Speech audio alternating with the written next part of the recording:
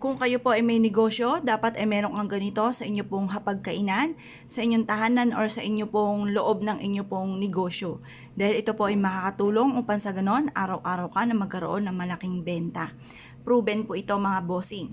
Ang bawang po natin mga bossing ko ay nagtataboy ng mga negatibong enerhiya na nagdudulot ng kamalasan sa loob ng ating tahanan or ng ating negosyo. Kaya minsan ay mapapansin ninyo, wala kayong benta or tumutumal hanggang sa ang ending kayo ay magsasara na. Tumutumal ang inyong mga paninda na dati-rati ay malakas. Mainam na meron kayong ganito dahil maaaring may mga negatibong enerhiya sa loob ng inyong tahanan or ng inyong pong negosyo kung kaya't kayo po ay laging walang benta or tumutumal ang inyo pong negosyo. Mainam na meron kang ganito, lalo na rin po kung marami kang mga pangarap sa buhay. Pero ito po mga bossing ko, hindi ninyo bubulukin.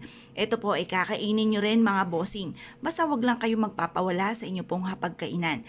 Kung kayo po mga bossing ko, pakiramdam ninyo na paborito ng kamalasan sa pamamagitan ng mga simple mga pamamaraan itong ati pong oranges mga bossing ko na para sa kasaganahan. At ito po ay bilog, inihalin tulad sa barya para mabilis ang gulong ng magandang kapalaran at mabisa po itong pantaboy ng malas at pang-attract ng swerte. At ang ating mga bawang mga bossing ko ay isa rin sa mga subok na ito po ay isa sa mga blockbuster na pinaniniwalaan na makakatulong upang sa ganon hindi ka malasin, walang mga bad spirit, mga kamalasan na papasok sa loob ng inyong tahanan at sa inyo pong negosyo. Proven po ito mga bossing. Ngayon po mga bossing, ganito lang po inyo pong gagawin. Kayo po ay sa isang plato ay maglalagay kayo ng 3 or kaya 1 or kaya 5 orange sa pagkainan at sasabayan nyo po ito mga bossing ko ng bawang. At ang bawang mga bossing ko, ang bilang din ay 5 or kaya po ay 7 or higit pa kung marami kayong bawang. Total naman kayo bumibili rin naman sa inyo pong palengke at ginagamit sa pagluluto, gamitin na natin tong pampaswerte. Instead na ilagay nyo sa inyo pong rep, ilagay nyo po ito sa inyo pong hapagkainan. Huwag niyo pong hahayaan ang inyong hapagkainan ay talagang malinis. Dapat po mga bossing ko ay meron kayong mga ganito na pang-attract ng kasaganahan para mas maging masagana ang pamumuhay, tuloy-tuloy ang pasok ng swerte. Subok na po ito mga bossing dahil ito po isa rin sa mga paborito ko na pampaswerte.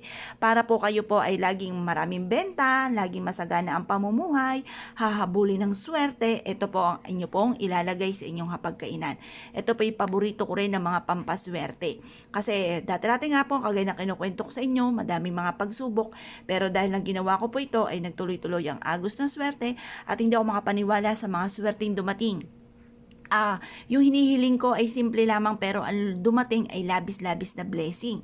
Kaya kung kayo po ay naniniwala at naisyo po na magkaroon po ng kumbaga mga pinapangarap ninyo, maging magaan ang daloy na swerte, subukan nyo po ito. Proven po ito na maswerte. Yung ating orange at yung ating bawang mga bossing. Nagtataboy ito ng mga negative energy sa paligid natin na siya nagiging dahilan kung bakit parang napakilap ng swerte na parang kahit anong gawing kayod ay suwalat wala. Kaya kung kayo pinaniwala mga bossing at naisyo po itong gawin, asya. Good luck po sa inyo po lahat.